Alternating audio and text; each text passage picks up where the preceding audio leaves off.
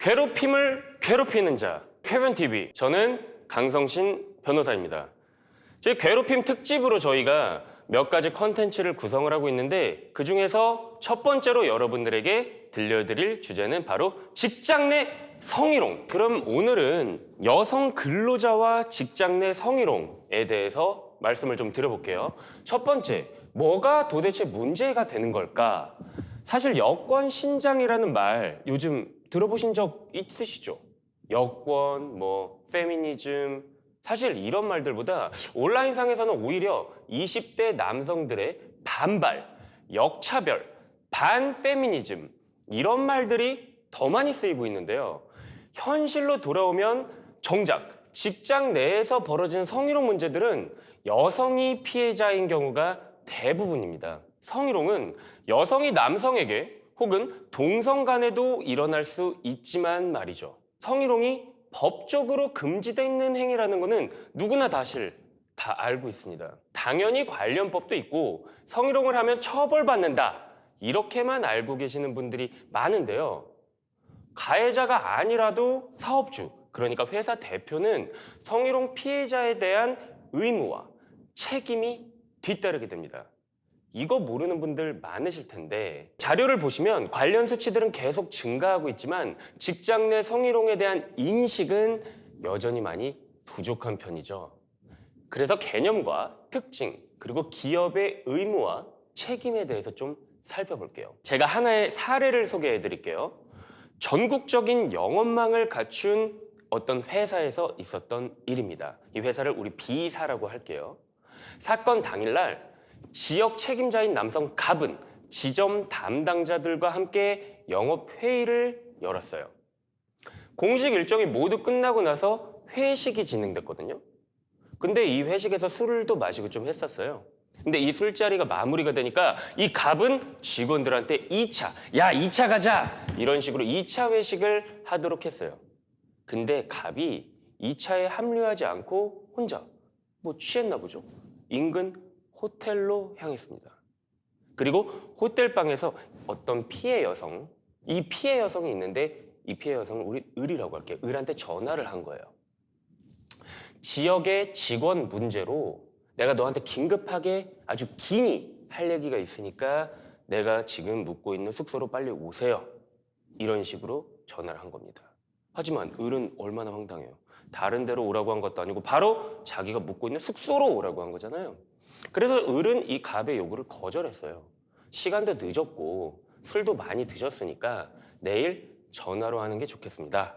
이런 식으로 답을 했는데 그럼에도 불구하고 갑은 굉장히 집요했어요.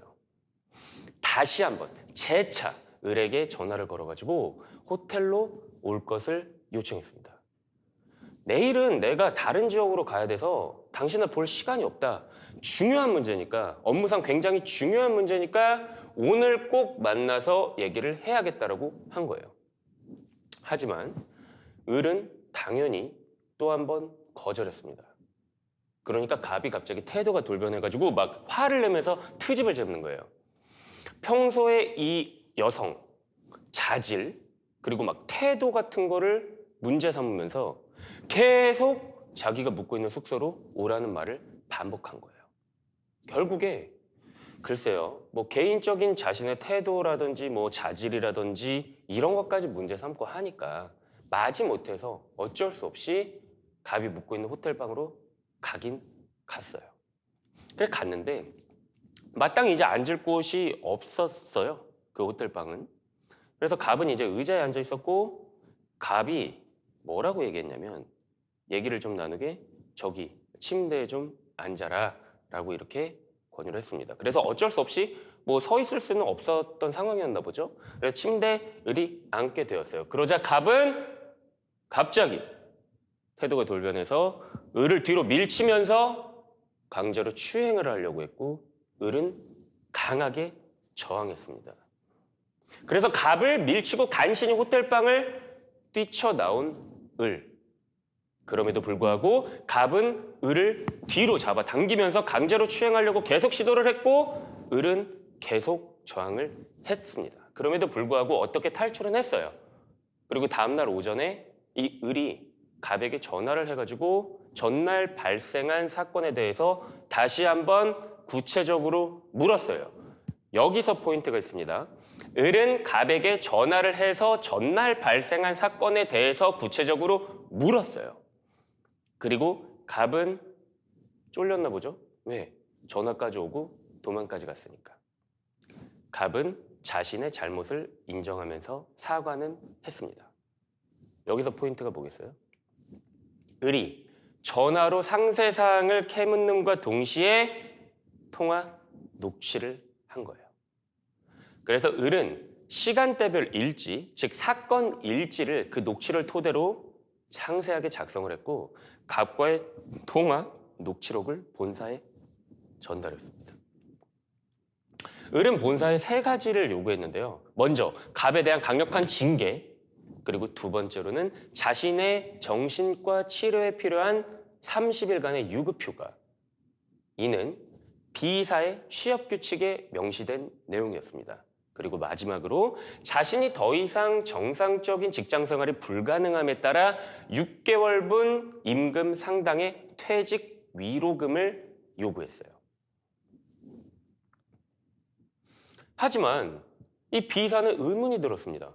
사실 징계는 뭐 논외로 하더라도 갑의 행동에 직접적인 책임이 없는 이 B사가, 즉 회사가 왜 유급휴가를 부여하고 퇴직 위로금까지 지급할 의무가 있는지 말이죠.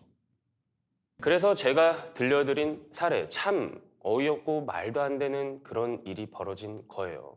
그렇지만 이러한 일들이 과연 말씀드린 사례에서만 발생한 일일까요? 그렇진 않습니다.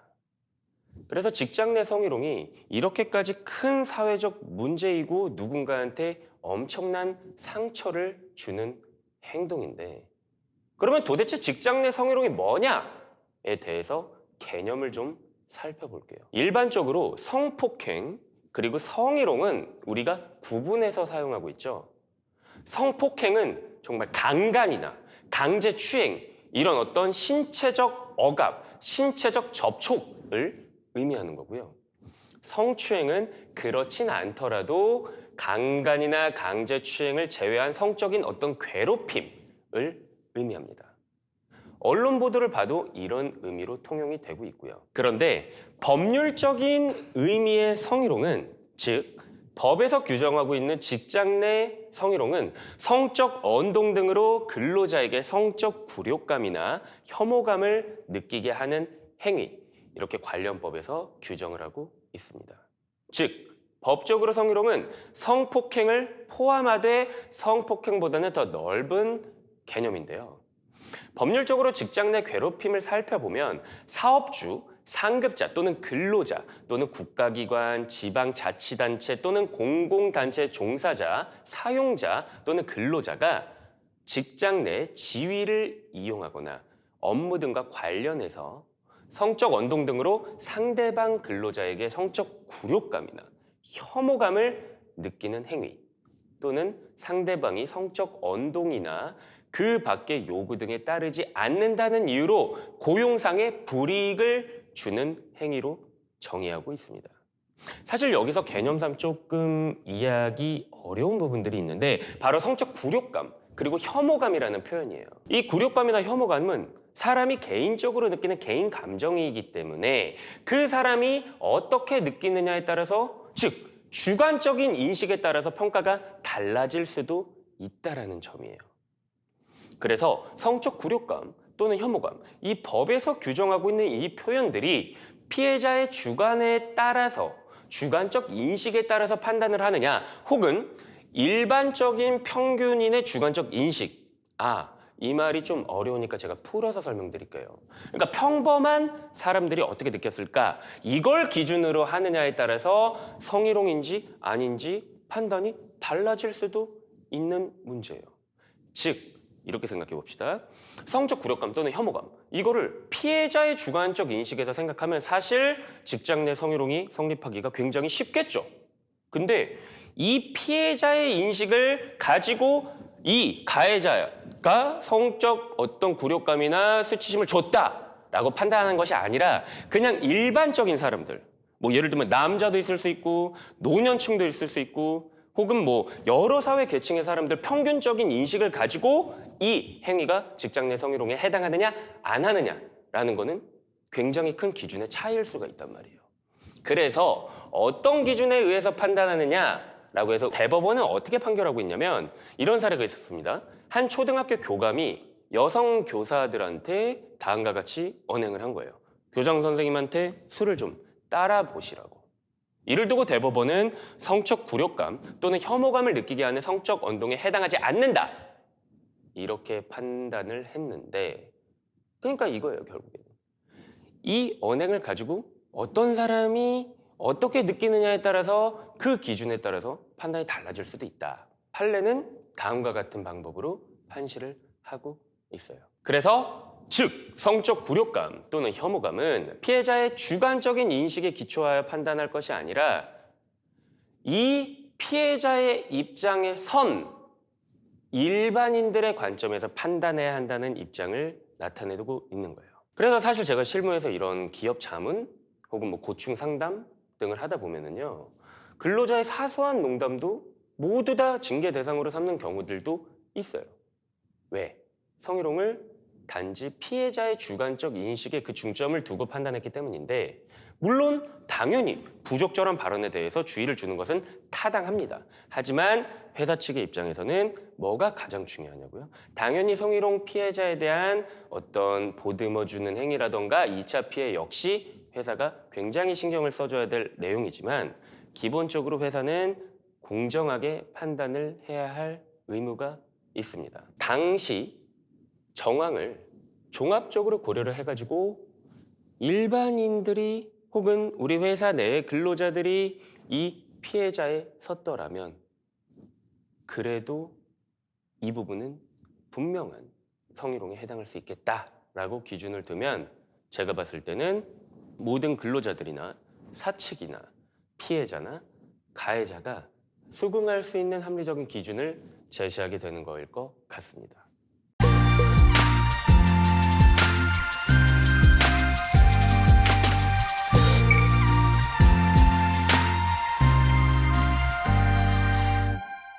네, 그래서 사실 이 직장 내 성희롱이라는 문제가 반드시 어떤 법적 문제, 법적 처벌 이거에 국한되는 문제가 아니에요. 회사 측에서 정당한 어떤 징계를 내리고 사건을 해결한다고 해도 사실상 그 피해자의 마음까지 보듬어 줄 수는 없는 노릇이거든요. 그래서 제가 설명드릴 수 있는 법적인 부분은 설명을 드리되 추가적으로 어떻게 하면 가해자의 심리 상태를 좀 고쳐볼 수 있을지 혹은 어떻게 하면 피해자의 상처받은 마음을 보듬을 수 있을지 이에 대해서 저희 이제 심리치유센터 해내의 센터장님이신 우미리 선생님 모시고 한번 얘기를 나눠볼까 합니다. 안녕하세요. 안녕하세요. 네, 그러면 선생님이 좀 이 직장 내 성희롱에 관해서 좀 관련된 사례 같은 걸 설명해 주실 수 있을까요? 네, 상담센터의 찾는 요즘 들어서 그 성추행과 관련되어져 있는 문의가 굉장히 많고 그 상담도 굉장히 많습니다. 제가 생각나는 몇 가지의 그 상담 사례들이 있는데 대학 강사로 재직하고 계시는 여자분이었어요. 근데 이제 30살의 미혼이었는데 매 학기 이제 학교는 강사 선정을 받잖아요. 그러니까 아무래도 전임 교수들, 시니어 교수들한테 잘 보여야지만이 그 다음 학기에 강의를 얻을 수가 있거든요. 근데 이제 시니어 교수들이나 전임 교수들이 이제 그런 것을 빌미로 해서 뭐 자기가 책을 번역해야 되는데 번역에 참가를 시킨다던가 아니면 자기가 학회에 이제 논문을 발표들을 하잖아요. 그러니까 논문을 할 때 그 논문을 돕는다는 핑계로 불러내거나 연구실에서 뭐 언어나 접촉으로 자존감과 수치심을 유발하는 경우가 있다고 합니다. 그래서 학교 밖이나 뭐 노래방, 음식점에서나 뭐 이렇게 만나면서 뭐 부르스를 추게 한다든지 그건 심각한데요. 그러게요. 뭐 술을 따르게 한다든지 그러면서 이렇게 슬쩍 몸에 감정에 터치를 한다든지 그런 경우들이 있거든요.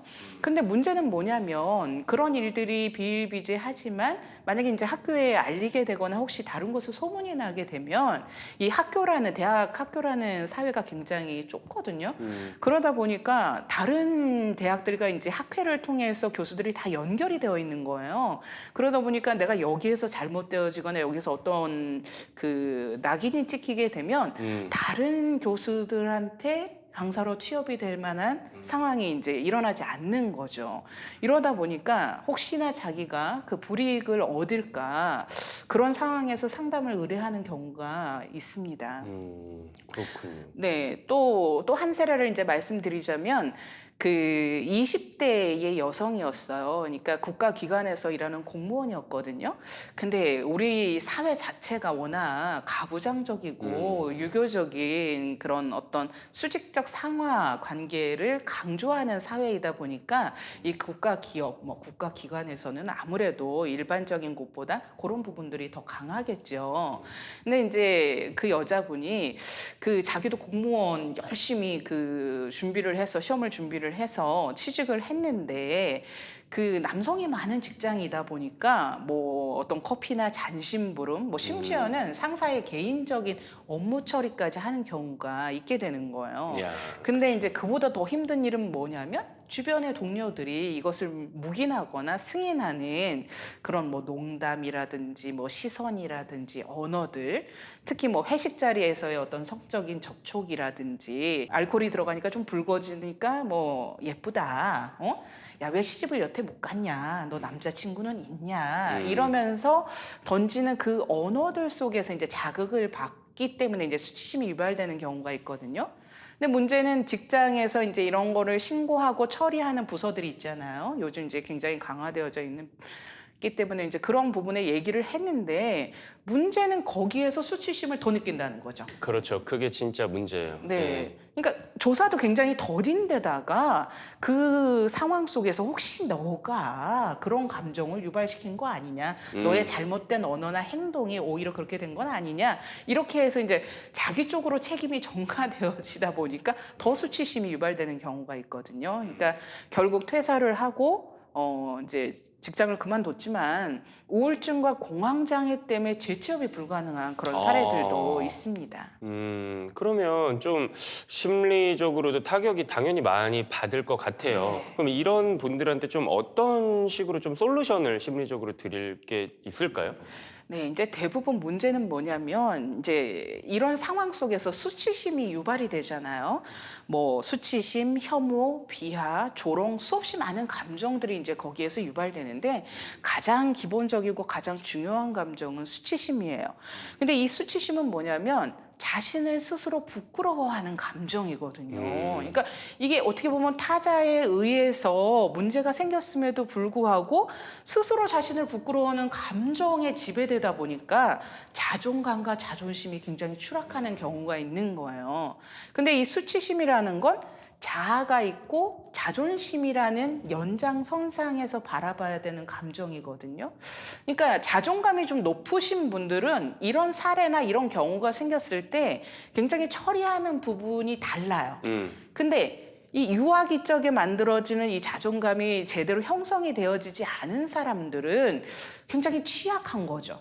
그러다 보니까 이 자존감보다는 자존심으로 삶을 살아가거든요.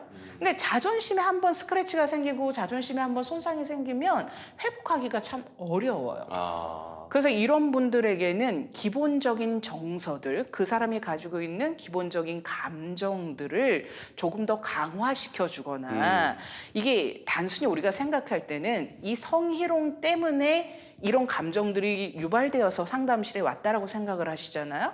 근데 상담을 하다 보면 굉장히 무의식적인 부분으로까지 들어가게 되어져 있거든요. 그러니까 그런 부분들을 치유해 줌으로 인해서 그리고 어릴 적에 해석되어지지 않는 감정들, 그 감정들이 사실은 강화되어졌기 때문에 이런 사례 속에서 자극을 받아서 감정이 튀어나온 거거든요.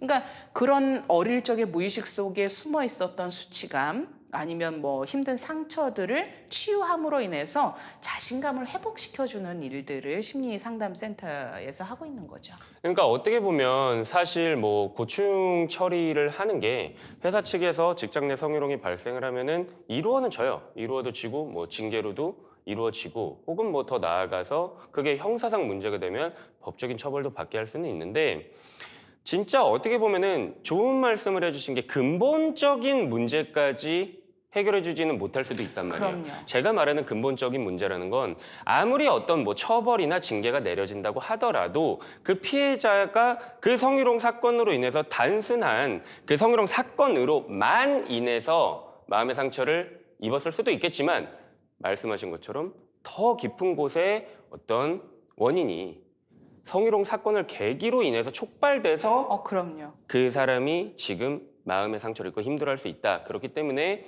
비단 이 성희롱만의 문제가 아닌 물론 성희롱은 그건 촉발시킨 계기가 되고 굉장히 중대한 범죄일 수도 있지만 그에 나아가 정말 이 사람이 가지고 있는 어떤 근본적인 뭐 어렸을 때 무의식 이런 부분까지 파고 들어가서 이 사람의 근본적인 치료 쉽게 얘기하면 이 사람을 심적으로 단단하게 만드는 그럼요. 좀 그런 부분이 중요하다고 설명을 해주신 것 같아요. 네. 네, 그래서 오늘은 직장 내 성희롱에 대한 문제 제기 그리고 사례 소개 그리고 직장 내 성희롱의 개념에 대해서 살펴봤고요. 우미래 선생님 모시고 단지 법적인 솔루션만이 아닌 심리적인 해결책에 대해서도 한번 말씀 나눠봤습니다. 선생님 오늘 어떠셨어요? 네, 상담을 하다 보면 뭐 심리적인 치유뿐만이 아니라 때때로 법률적인 자문이 필요할 때도 있습니다. 근데 이제 그럴 때 상담사가 그런 부분에 대한 상식과 지식을 갖는다면 훨씬 더 풍부하고 여유로운 상담이 진행될 것 같습니다. 네, 좋은 말씀 감사합니다. 그래서 저희는 다음 이 시간에도 직장 내 성희롱에 대해서 좀 더 심층적으로 파고드는 시간을 가져볼게요. 저희 영상 좋으셨다면 구독, 좋아요, 알람 설정까지 부탁드릴게요.